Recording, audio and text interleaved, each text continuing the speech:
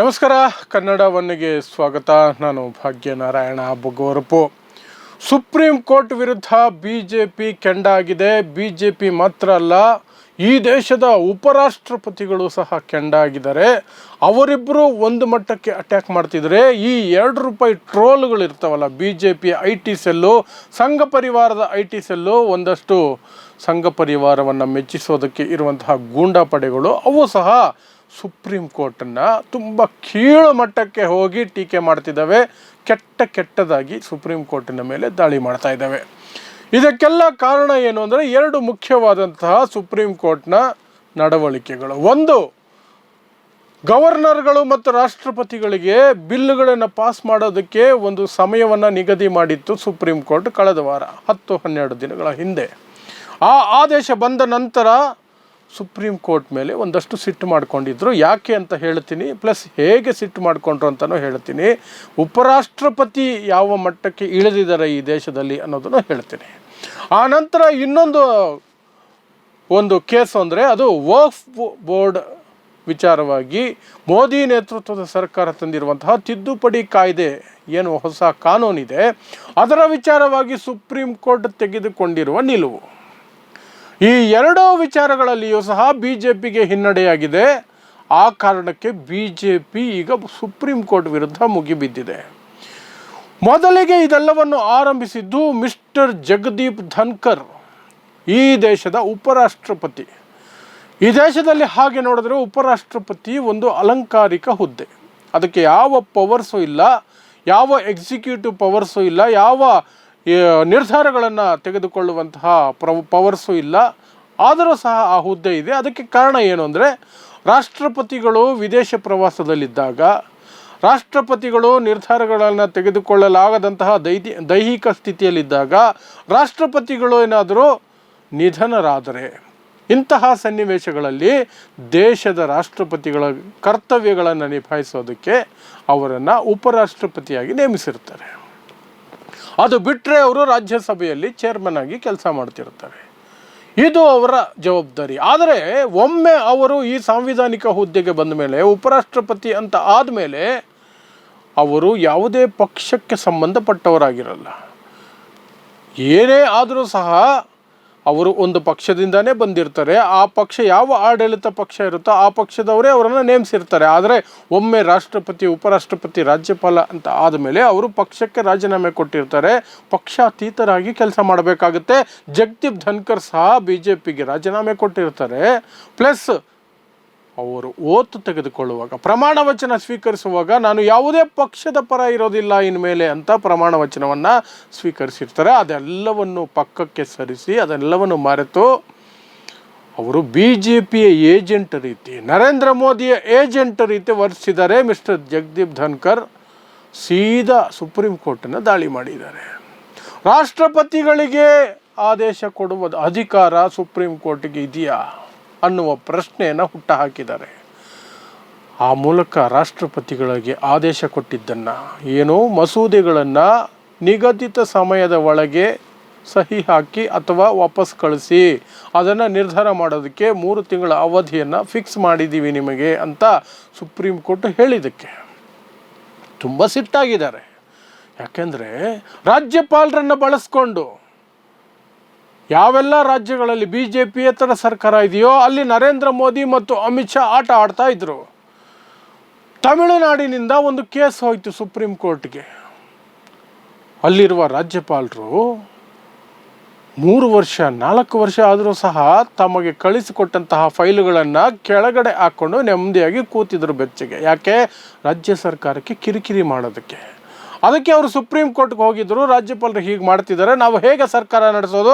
ನಮ್ಮದು ಜನರಿಂದ ಆಯ್ಕೆಯಾದ, ಪ್ರಜಾಪ್ರಭುತ್ವದಿಂದ ಆಯ್ಕೆಯಾಗಿರುವಂತಹ ಸರ್ಕಾರ, ಇದು ಹೇಗೆ ಕೆಲಸ ನಿರ್ವಹಿಸಬೇಕು? ಈ ರೀತಿ ರಾಜ್ಯಪಾಲರು ವರ್ಷಗಟ್ಟಲೆ ಫೈಲ್ಗಳನ್ನು ಹಾಕ್ಕೊಂಡು ಕೂತ್ಕೊಂಡ್ಬಿಟ್ರೆ ಅಂತ ಸುಪ್ರೀಂ ಕೋರ್ಟ್ ಹೇಳ್ತು. 3-4 ವರ್ಷ ಆಗಿದೆಯಲ್ಲ, ಈ ಎಲ್ಲ ಬಿಲ್ಲುಗಳು ಸಹ ರಾಜ್ಯಪಾಲರ ಸಹಿ ಇಲ್ಲದೇ ಪಾಸ್ ಆಗಿದೆ ಅಂತಲೇ ನಾವೇ ಪಾಸ್ ಮಾಡ್ತಿದ್ದೀವಿ ಅಂತ ಹೇಳ್ತೋ. ಪ್ಲಸ್ ರಾಜ್ಯಪಾಲರಿಗೆ ಸಮಯವನ್ನು ನಿಗದಿ ಮಾಡ್ತೋ, 1 ತಿಂಗಳ ಒಳಗಡೆ ಇದು ಮಾಡಬೇಕು, 2 ತಿಂಗಳ ಒಳಗಡೆ ಇದು ಮಾಡಬೇಕು. ಅದೆಲ್ಲ ಆ ಎಲ್ಲ ವಿವರಗಳನ್ನು ಈ ಹಿಂದಿನ ವಿಡಿಯೋಗಳಲ್ಲಿ ಹೇಳಿದ್ದೀನಿ, ಅಲ್ಲಿ ಹೋಗಿ ನೀವು ನೋಡ್ಬೋದು.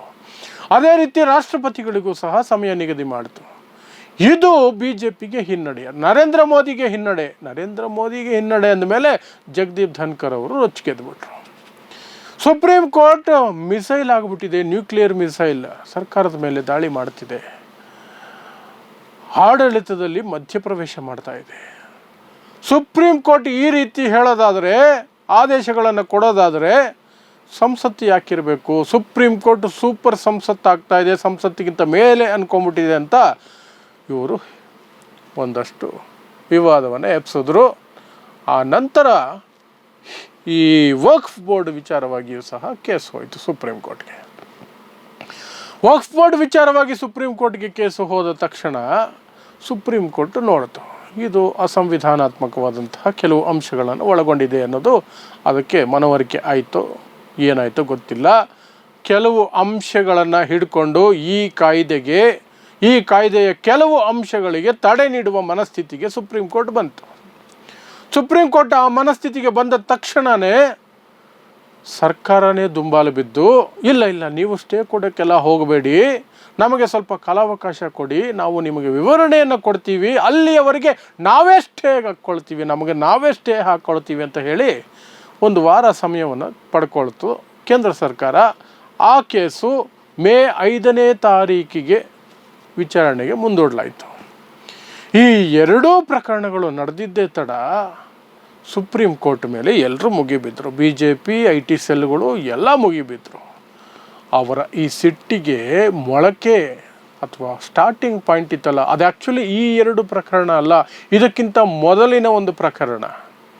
ಏನು ಕಂಡ ಮಸೀದಿಗಳು, ದರ್ಗಾಗಳ ಮುಂದೆ ಹೋಗಿ ಇಲ್ಲಿ ದೇವಸ್ಥಾನ ಇತ್ತು, ಇಲ್ಲಿ ಶಿವಲಿಂಗ ಇದೆ, ಇದನ್ನು ಅಗೀರಿ, ಇದನ್ನು ತೆಗೀರಿ ಅಂತೆಲ್ಲ ಕಿರಿಕ್ ಮಾಡ್ತಿದ್ರಲ್ಲ, ಆ ಎಲ್ಲಕ್ಕೂ ಸುಪ್ರೀಂ ಕೋರ್ಟ್ ತಡೆಯಾಜ್ಞೆ ಕೊಟ್ಟುಬಿಡ್ತು.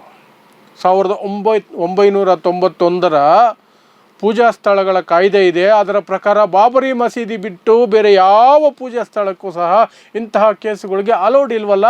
ಈ ಕೋರ್ಟ್ಗಳು ಯಾಕೆ ಕೇಸು ತಗೊಳ್ತಾ ಇದ್ದಾವೆ?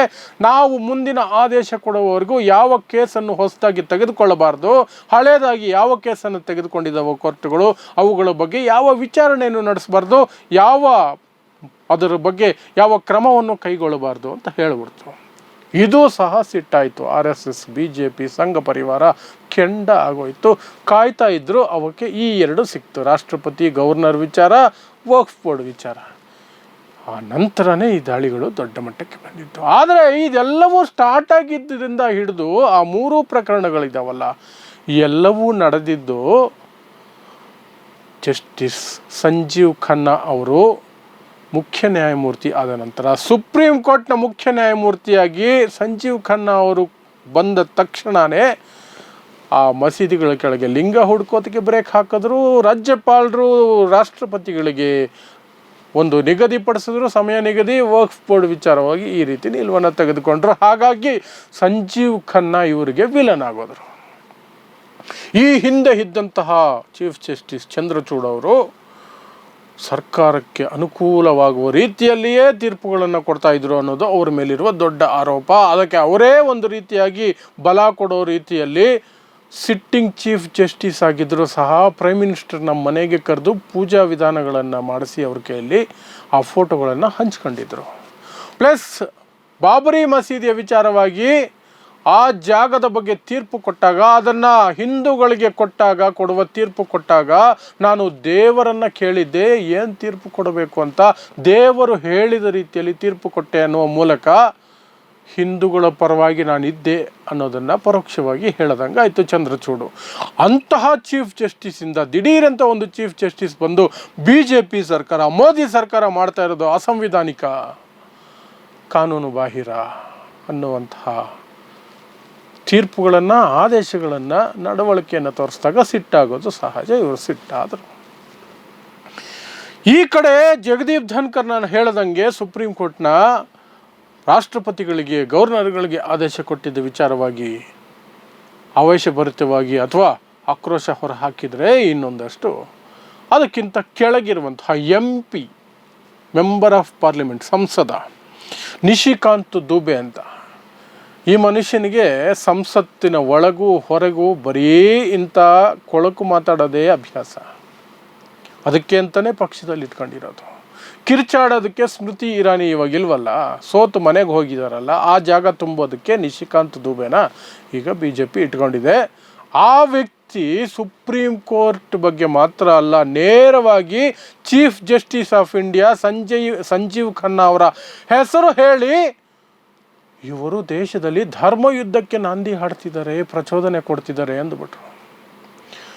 ಇವರೇ ಎಲ್ಲ ನಿರ್ಧಾರಗಳು ಮಾಡೋ ಹಾಗಿದ್ರೆ ಸಂಸತ್ತು ಯಾಕಿರಬೇಕು ಅಂತ ಕೇಳ್ಬಿಟ್ರು. ಇದು ಎಷ್ಟು ದುರಹಂಕಾರದ ವರ್ತನೆ ನೋಡಿ. ಅದೆಲ್ಲ ನಡೀತಾ ಇದೆ. ಅದೆಲ್ಲ ನಡೀತಿರ್ಬೇಕಾದ್ರೆ ಈ ₹2 ಟ್ರೋಲ್ ಭಕ್ತರು, BJPಯ ಗುಲಾಮರು, ಸಂಘ ಪರಿವಾರದ IT ಸೆಲ್ಲು, BJPಯ IT ಸೆಲ್ಲು, ಕದ್ದು ಮುಚ್ಚಿ ಟ್ವೀಟು ಅಥವಾ ಪೋಸ್ಟ್ಗಳನ್ನು ಮಾಡೋರು, ಅವ್ರಿಗೇನು MP ಉಪರಾಷ್ಟ್ರಪತಿನೇ ಆ ಮಟ್ಟಕ್ಕೆ ಮಾತಾಡಬೇಕಾದ್ರೆ ಅವ್ರಿಗೊಂದು ಲಿಮಿಟ್ ಇರುತ್ತಾ? ಅವರು ನೀಚ ಲೆವೆಲ್ಗೆ ಇಳಿದ್ಬಿಟ್ರು. ಸುಪ್ರೀಂ ಕೋರ್ಟ್ ಆಫ್ ಪಾಕಿಸ್ತಾನ್ ಅಂತ ಕರೆದರು, ಸುಪ್ರೀಂ ಕೋಟ ಅಂತ ಕರೆದರು. ಕೋಟ ಅಂದರೆ ವೇಶ್ಯಾವಾಟಿಕೆ ನಡೆಸುವಂತಹ ಮನೆ, ಸುಪ್ರೀಂ ಕೋರ್ಟಿಗೆ ಅವರು ಕರೆದಂಥ ಹೆಸರು. ಅಷ್ಟು ಮಾತ್ರ ಅಲ್ಲ, ಸುಪ್ರೀಂ ಕೋರ್ಟ್ ಶರಿಯಾ ಕೋರ್ಟ್ ಆಗಿದೆ ಅಂತ ಸುಪ್ರೀಂ ಕೋರ್ಟನ್ನು ಮಸೀದಿಯ ರೀತಿಯಲ್ಲಿ ಚಿತ್ರಿಸಿ ಅದನ್ನು ಸರ್ಕ್ಯುಲೇಟ್ ಮಾಡಿದ್ರು. ಇಷ್ಟೆಲ್ಲ ನಡೀತಿರ್ಬೇಕಾದ್ರೆ ಈಗ ಬರುವ ಮುಖ್ಯವಾದ ಪ್ರಶ್ನೆ, ಸುಪ್ರೀಂ ಕೋರ್ಟಿಗೆ ರಾಷ್ಟ್ರಪತಿಗಳಿಗೇನೆ ಆದೇಶ ಕೊಡುವಂತಹ ಅಧಿಕಾರ ಇದೆಯಾ ನಮ್ಮ ಸಂವಿಧಾನದಲ್ಲಿ? ಪ್ಲಸ್ ಸಂಸತ್ತು, ರಾಜ್ಯಸಭೆ ಮತ್ತು ಲೋಕಸಭೆ ಎರಡೂ ಕಡೆ ಪಾಸಾದ ಬಿಲ್ಲನ್ನು ತಡೆ ಹಿಡಿಯೋದಕ್ಕೆ ಸುಪ್ರೀಂ ಕೋರ್ಟ್ಗೆ ಅಧಿಕಾರ ಇದೆಯಾ ಅನ್ನೋ ಪ್ರಶ್ನೆಗಳು ಬರ್ತವೆ. ಅದೇ ಮುಖ್ಯವಾದ ಪ್ರಶ್ನೆ. ಆ ಪ್ರಶ್ನೆಗೆ ಉತ್ತರ ಹೌದು ಇದೆ. ಸಂವಿಧಾನದ ಪರಿಚ್ಛೇದ 142 ಪ್ರಕಾರ ಸಂವಿಧಾನಬದ್ಧವಾಗಿ ಯಾವುದಾದರೂ ಕಾನೂನು ಬಂದಿಲ್ಲ ಅಂದರೆ ಅಥವಾ ಸಂವಿಧಾನವನ್ನು ಎತ್ತಿ ಹಿಡಿಯುವಂತಹ ಸನ್ನಿವೇಶಗಳು ಎದುರಾದರೆ ಸುಪ್ರೀಂ ಕೋರ್ಟ್ ನೇರ ರಾಷ್ಟ್ರಪತಿಗಳಿಗೂ ಆದೇಶ ಕೊಡಬಹುದು.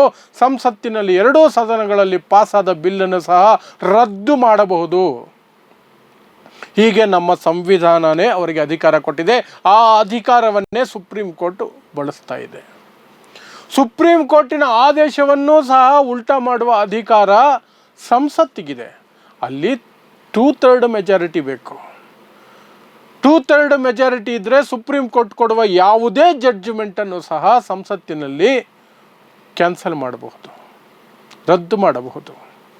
ಆದರೆ ಮೋದಿ ಸರ್ಕಾರ ಈಗ ಕುಂಟ್ತಾ ಇರೋದು, ಊರುಗೋಲುಗಳ ಆಧಾರದ ಮೇಲೆ ಸರ್ಕಾರ ನಡೆಸ್ತಾ ಇರೋದು. BJPಗೆ ಬಹುಮತ ಇಲ್ಲ, 240 ಸೀಟು ಮಾತ್ರ ಅದಕ್ಕಿರೋದು, 272 ಬಹುಮತದ mark.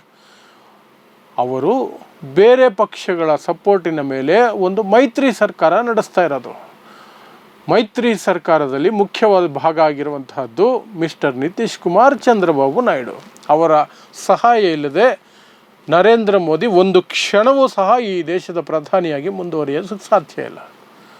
ಹಾಗಿರ್ಬೇಕಾದ್ರೆ 2/3 majority is out of proportion, out of question. ಅದರ ಮಾತೇ ಇಲ್ಲ. ಸೊ ಸುಪ್ರೀಂ ಕೋರ್ಟ್ ಏನಾದರೂ ಹೇಳಿದ್ರೆ ಇವರು ಬಾಯಿ ಮುಚ್ಕೊಂಡು ಕೇಳಬೇಕು. ಆರ್ಟಿಕಲ್ 142 ಅದಕ್ಕೆ ಅವಕಾಶ ಮಾಡಿಕೊಡುತ್ತೆ. ಆದರೆ ಇವರಿಗೆ ಸಂವಿಧಾನ ಎತ್ತಿ ಹಿಡಿಯುವಂತಹ ಸುಪ್ರೀಂ ಕೋರ್ಟ್ ಬೇಕಾಗಿಲ್ಲ, ಸಂವಿಧಾನ ಎತ್ತಿ ಹಿಡಿಯುವಂತಹ CJI ಬೇಕಾಗಿಲ್ಲ. ಹಾಗಾಗಿ ಸಂಜೀವ್ ಖನ್ನಾ ಅವರ ವಿರುದ್ಧ ಈ ಮಟ್ಟಕ್ಕೆ ಹೋಗಿ ದಾಳಿ ಮಾಡ್ತಿದ್ದಾರೆ. ಇವರ ಮನಸ್ಥಿತಿ ಏನು? ಸಂವಿಧಾನವನ್ನು ಬದಲಾಯಿಸೋದಕ್ಕೆ ನಾವು ಬಂದಿರೋದು. ಅಂತಹ ಮನಸ್ಥಿತಿಯವರು ಸಂವಿಧಾನಬದ್ಧವಾಗಿ ಒಂದು ತೀರ್ಪು ಬಂದರೆ ಅದನ್ನು ಒಪ್ಕೊಳ್ತಾರಾ? ಒಪ್ಕೊಳ್ಳಲ್ಲ. ಆದರೆ ಏನು ಮಾಡೋ ಪರಿಸ್ಥಿತಿ ಇಲ್ಲ, 2/3 ಮೆಜಾರಿಟಿ ಇಲ್ಲ. ಹಾಗಾಗಿ ಇಂತಹ ಕೆಲಸವನ್ನು ಮಾಡಿಕೊಂಡಿದ್ದಾರೆ. ಏನೇನು ಮಾಡ್ತಾರೋ ಮಾಡಲಿ. ಆದರೆ ಒಂದು ಕ್ವಶನ್ಗೆ ನಮಗೆ ಉತ್ತರ ನೇರವಾಗಿ ಸುಪ್ರೀಂ ಕೋರ್ಟ್ಗೆ ಅಧಿಕಾರ ಇದೆ. ರಾಷ್ಟ್ರಪತಿಗಳಿಗೂ ಆದೇಶ ಕೊಡ್ಬೋದು, 2 ಸದನಗಳಲ್ಲಿ ಪಾಸಾದ ಬಿಲ್ಲನ್ನು ಸಹ ತಡೆ ಹಿಡಿಯಬಹುದು ಅಥವಾ ಅದನ್ನು ಕ್ಯಾನ್ಸಲೇ ಮಾಡ್ಬೋದು, ರದ್ದು ಮಾಡಬಹುದು. ಅದು ಮುಖ್ಯವಾದ ಮಾತಿದೆ. ಅಷ್ಟೆ. ನೋಡ್ತಾ ಇರಿ ಸಮಾಜಕ್ಕಾಗಿ ಕನ್ನಡ 1 ನ್ಯೂಸ್. ನಮಸ್ಕಾರ.